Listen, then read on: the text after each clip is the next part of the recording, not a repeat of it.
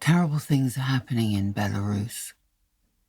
This is the testimony of a woman who went to the demonstrations after the 2010 elections, similarly fraudulent to the ones held now in 2020. But now the violence is much greater and the numbers protesting are much greater. Please listen to this and pass it on. Forward it to whoever you can. And remember the people of Belarus.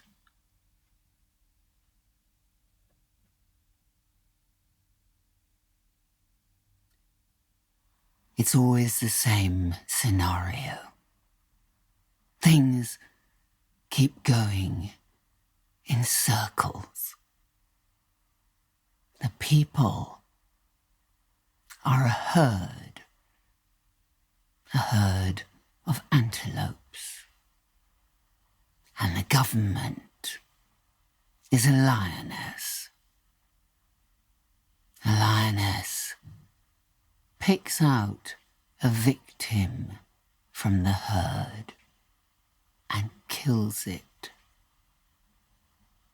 The rest keep chewing the cud, watching the lioness out of the corner of their eyes as she's picking out her next victim.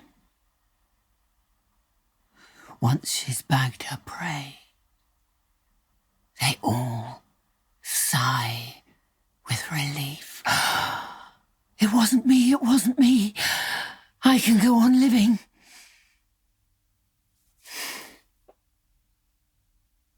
Do you really think that the only thing holding all this together is fear? The police with their clubs? You're wrong. The victim and the executioner have an agreement. That's something left over from communist times. A silent pact, a contract. The great unspoken agreement. The people understand everything, but they keep quiet. And in exchange, they want better salaries, the ability to buy at least a used Audi, to go on holiday to Turkey. My interrogator was an educated man. He graduated from the same university as me. Why, he said, did you have to become one of my problems? I'm used to dealing with corrupt officials, you know where you are with them. But you? He was doing his job reluctantly. He was ashamed. But still, it didn't stop him. There are thousands of people like him. Officials, detectives, judges. Some did a beating, others spread lies in the press. Some arrest people, others pass sentence. You need so little to start up the Stalinist machine. We went for fun. It wasn't serious. We were laughing, singing. Some of us went with posters, others with guitars. There was no fear. Our rights are clearly laid out in the Constitution. Freedom of assembly, protests, rallies, freedom of speech. There are laws. Our generation is the first that's never been scared, never been flogged, never been shot at. Oh, so what if they throw us in jail for 15 days? That's nothing. Something to write about in your blog. We took lots of pictures. We wanted to remember that day. We were wearing Christmas masks and those funny lit up bunny ears. People laugh at us, calling Minsk a communist capital, the last dictatorship in Europe.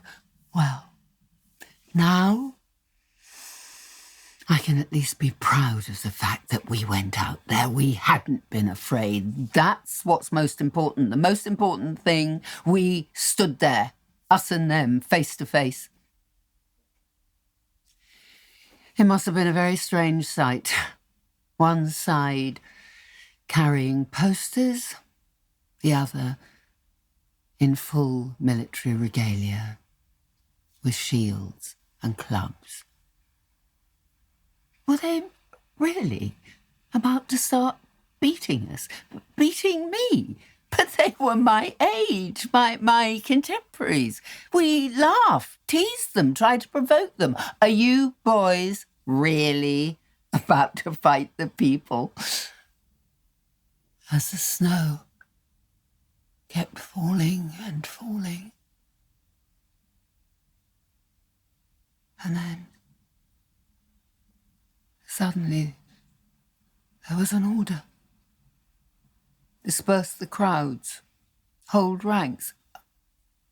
My mind couldn't adjust to the reality, not at first. Disperse the crowds. Suddenly everything went totally silent. And then the pounding of shields, the rhythmic banging of shields. They moved on us, advancing in ranks, banging their clubs, coming and coming and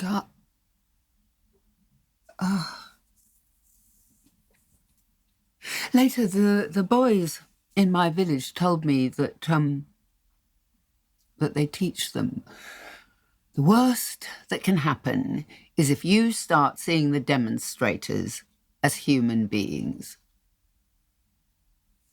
They train them like dogs. They'd missed the football match that day. They'd been kept locked up in lorries all day under tarpaulin. They had to pee in plastic bags and condoms. So when they were finally released, they came out hungry and full of rage. Maybe deep down, they weren't such bad people. But they did the work of executioners. Oh, minor cogs in a big machine. They're not the ones who decide whether or not to beat us. They just do the beating. I should hate them. But I don't want to hate anyone. I'm not ready for that. Screaming, sobbing, people crying, they're beating me, they're beating me. Yeah, I saw them beat people. And it looked like they enjoyed it. It looked like it gave them pleasure. I'll always remember this. They took great pleasure in beating people. I was terrified. I had to shut my eyes for a moment. In my white coat and white dress. I stood rooted to the spot, all in white.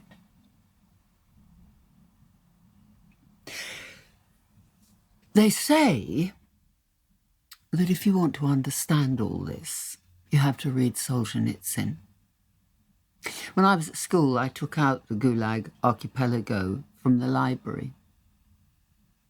But it seemed as distant from my reality as the Trojan Wars. What's the first thing that happens to you in jail? They empty out the contents of your bag onto a table. What does that feel like? It's as though they're undressing you. And then they literally undress you. Take off your underwear, spread your legs shoulder width, squat. What were they looking for in my anus?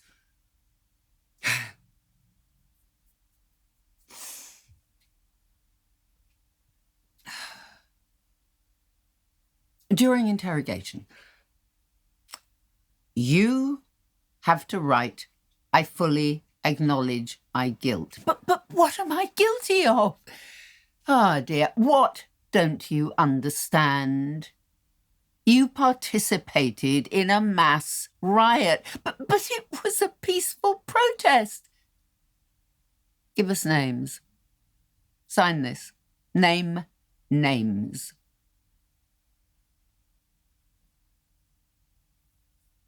They told me that no one would ever know, that they'd let me go home. I had to make a choice. I'm not signing anything. But at night I'd cry. I used to live in a good, kind country, but it doesn't exist anymore, and it never will again.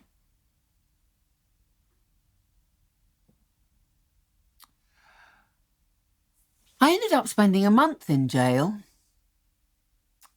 All of us stank. There was nowhere for us to wash. Oh, but somebody had a tiny bottle of perfume and we passed it around, sniffing it. For some reason, I kept remembering little things. A new dress I hadn't had a chance to wear. What did I learn? I learned that happiness can come from something as small as a bit of sugar or a piece of soap.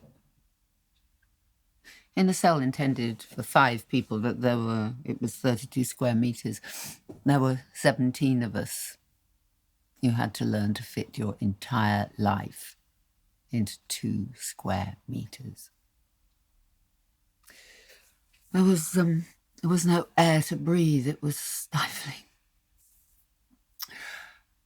We couldn't get to sleep, so we sat up talking. For the first few days, we discussed politics. And after that, we only ever talked about love.